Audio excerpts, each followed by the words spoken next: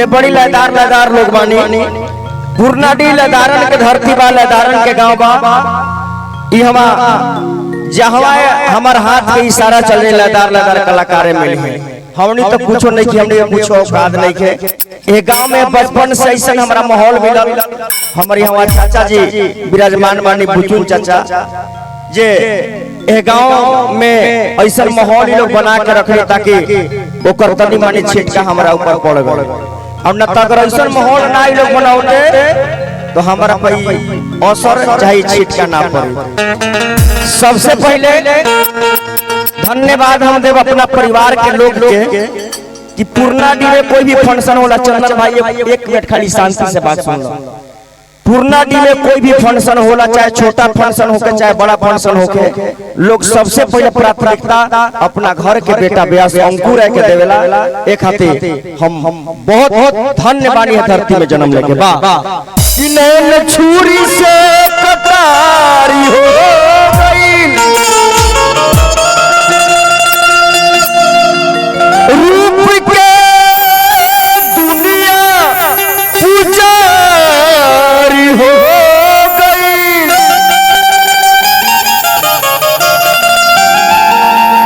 केहू नजरिया नया के जब बस जाई,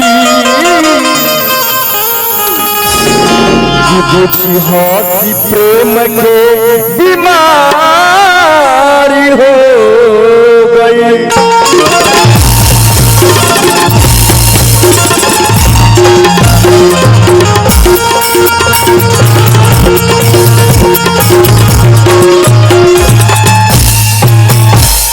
बेटा धन जाए मिजाज में हो जाएगा कि ब्यास अंकुर के चढ़ते पीछ खिले लगे बात जाने लो। हार्दिक अभिनंदन हमने के हरि बाबा के होई, मैनेजर साहब, ब्राह्मण सभा के प्रखंड अध्यक्ष हमने के गार्जियन राजेंद्र राय जी के हार्दिक अभिनंदन बा। लयदारन लोग बारे ऐसे एगो ओ टाइप के छोटी कलाकार के मन की हंसत रहतनी लोग तहरा देखे आइल बा तो तनी तड़का से तनी मुंह बने वो तो ठीक बात नहीं, तनी हंसत रह कि गोरिया चांद के जोरिया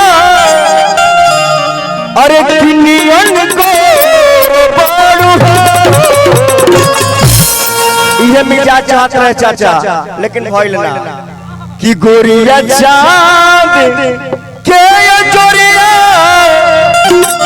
अरे किनियन को बाड़ू तन तू के हिलाइए लाओ का कि तुहर जो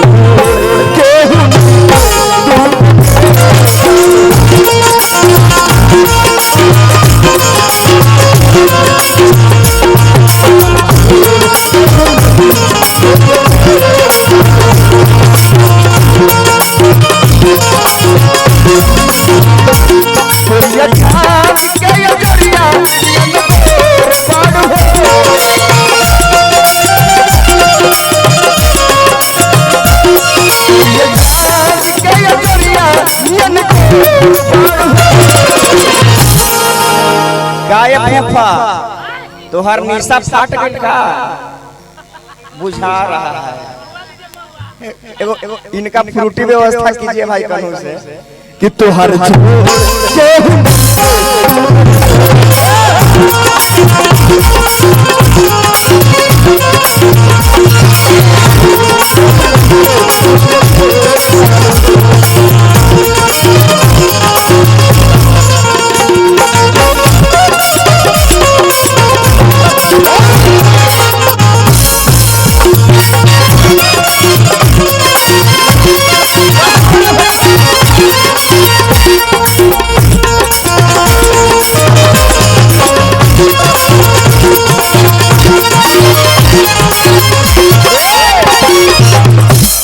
बहुत पुरस्कार जे बचपन से हमरा के बहुत हौसला बढ़ा के जे बात से सपोर्ट कैले बानी हमनी के हरि बाबा, जिनका तरफ से बहुत बहुत आशीर्वाद बा।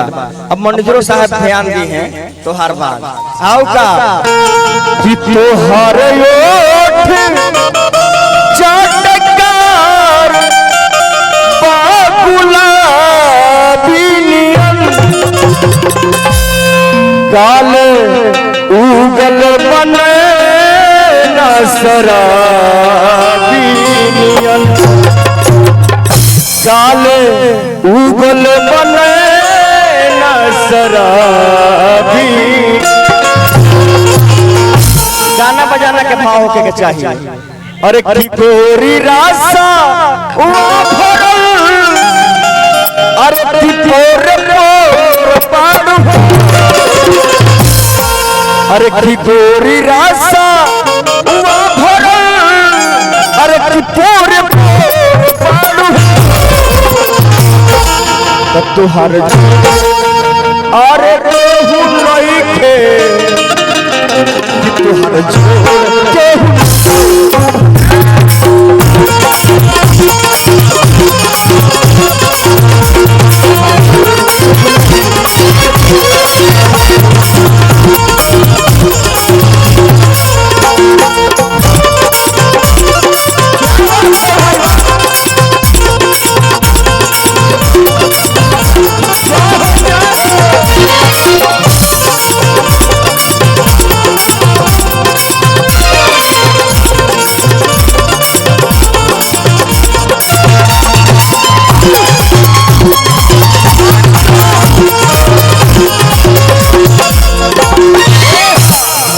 हमने के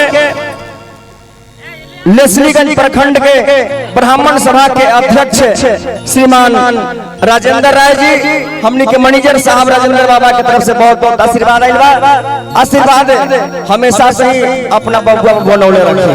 आओ का दिल बीजू लीगी रे लाजब के लुटू रानी हंस के खिड़किया से झाके। एगो सही बात बा कि अगर केतनो सिंगार अगर केहू कर लेबे आ उ सिंगार के अगर केहू निरेखे वाला नहीं खे तो सिंगार कोई बेकार बा। सही बात बा कि ना?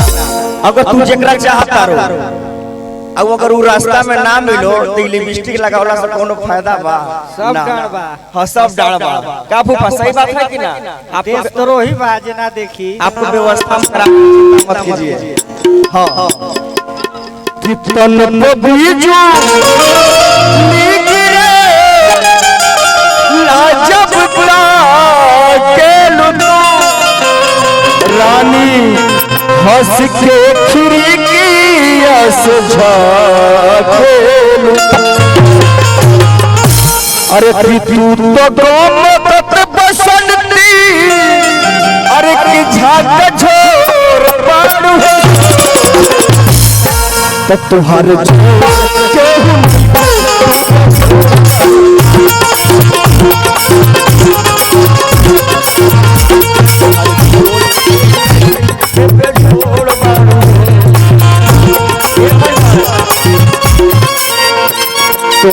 आगे से मार तनी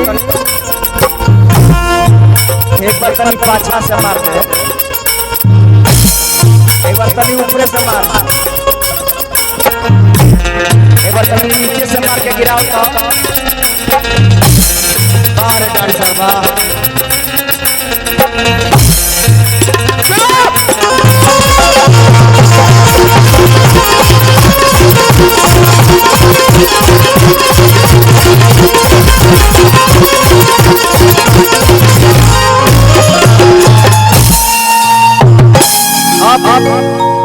अब तनी चली